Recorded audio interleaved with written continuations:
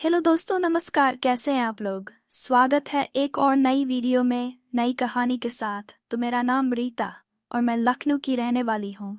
ये बात उस समय की है जब मैं कंपटीशन की पढ़ाई कर रही थी और यूपीपी की जगह निकली हुई थी। तो मैंने भी उसमें अपना फॉर्म डाला हुआ था। मेरा भी सपना था कि मैं भी कोई सरकारी जॉब करूँ। कुछ दिन के बाद मालूम हुआ कि मेरा नाम भी लिस्ट में आया हुआ है पेपर देने के लिए। मैं बहुत खुश थी। मैंने पापा मम्मी को भी बता दिया कि लिस्ट में मेरा नाम आ गया, मैं पेपर देने जाऊंगी।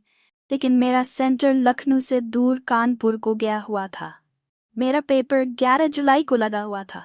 मैं घर में पापा से बोला कि पापा चलिए मेरा पेपर दिलवा के लाए। लेकिन पापा ने कहा, बेटा तुम किसी वहां से सवारी से निकल जाओ, मेरे पास बहुत कम है, मैं नहीं जा पाऊंगा। पापा की ऐसी बात सुनकर मैं बहुत उदास हो गई।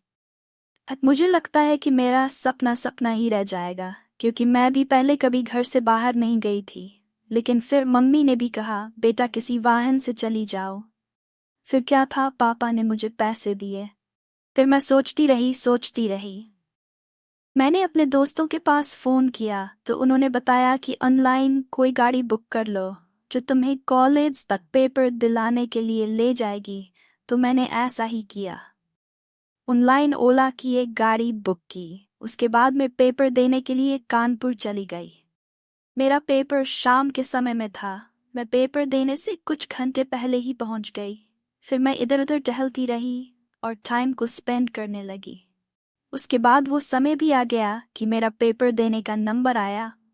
उसके बाद मैं कॉलेज के अंदर इंटर हुई और पेपर देकर कॉलेज के बाहर आई तो देखा कि बहुत शाम हो चुकी थी। फिर मैंने वही ओला वाले भैया को फोन किया, लेकिन वह कहने लगे, मैं इस वक्त कहीं बाहर हूँ, आप दूसरी ओला कार बुक कर लीजिए। मैं फिर ओला कंपनी को फोन मिलाने वाली थी कि तभी कॉलेज से एक और लड़का निकला जो कि मेरे कॉलेज में मेरे साथ ही पढ़ता था। वह भी यूपीपी का पेपर देने के लिए आया हुआ था। उसका नाम अनिकेत था। उसने मुझे देखते ही पहचान लिया और कहने लगा, रीता तुम यहाँ कैसे? तो मैंने बोला, मैं यहाँ पर पेपर देने के लिए आई थी, तुम बताओ तुम यहाँ पर कैसे? उसने कहा, मैं भी यहाँ पर पेपर देने के लिए ही आया था।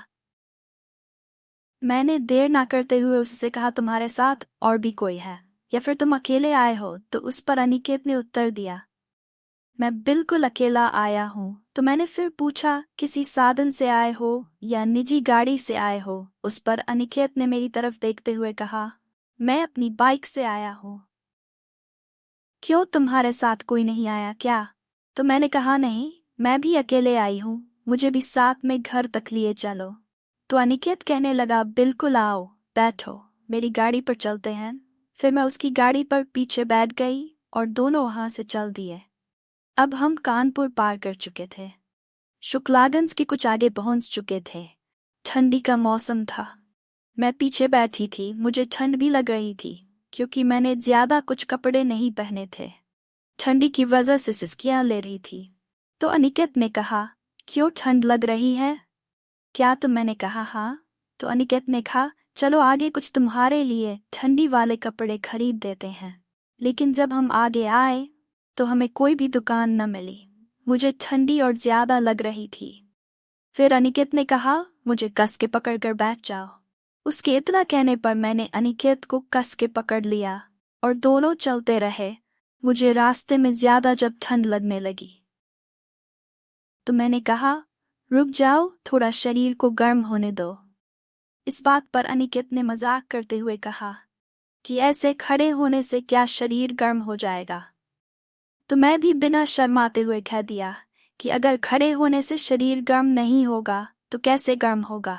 तो इस पर अनिकेत ने मजाक करते हुए कहा कि आ जाओ, मैं तुम्हारे शरीर को गर्म कर देता हूँ। मैंने भी कह दिया, कैसे गर्म करोगे, लो कर दो, आज तुम्हारे लिए खुली छूट है। नहीं, जैसा तुम सोच रही हो वैसा कुछ नहीं, मैं मजाक कर रहा था। लेकिन मैं बोली कि आप मजाक कर रहे हो, लेकिन मुझे बहुत ठंडी लग रही है। तो उसने कहा, अच्छा ऐसी बात है। उसने मुझे वहीं पर कस के पकड़ लिया और मेरे होठों को सहलाने लगा। उसके बाद मैंने अनिकेत से कहा कि मुझे अभी बहुत ठंडी लग रही है।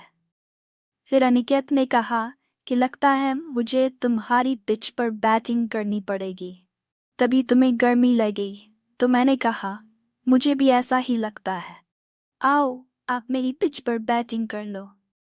उसके बाद अनिकेत ने मेरी पिच पर बहुत देर तक बैटिंग की, जिससे मेरे शरीर को थोड़ी सी राहत मिली और मेरा शरीर गर्म होने लगा।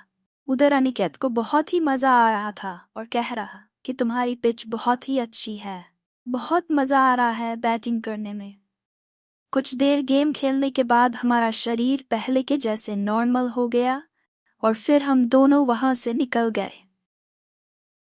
रास्ते में एक होटल पड़ा। अंकित ने मुझे वहां पर खाना खिलाया और वहां का बिल भी उसी ने दिया। उसके बाद में उसने हमें लखनऊ पहुंचकर मुझे घर पर छोड़ दिया और खुद वहां से चला गया। आज अनिकेत से बहुत दिनों के बाद मिलकर मुझे बहुत अच्छा लगा। फिर मैं अपने घर के अंदर चली गई और रात भर अनिकेत के बारे में ही सोचती रही कि पता नहीं कब किससे कहाँ मुलाकात हो जाए, कोई भरोसा नहीं। तो दोस्तों, आज की कहानी यहीं पर समाप्त होती है। मिलते हैं एक और नई कहानी के साथ नई वीडियो में। तब तक के लिए नमस्कार। जिन लोगों ने हमारे चैनल को सब्सक्राइब नहीं किया है, सब्सक्राइब जरूर कर ले। धन्यवाद।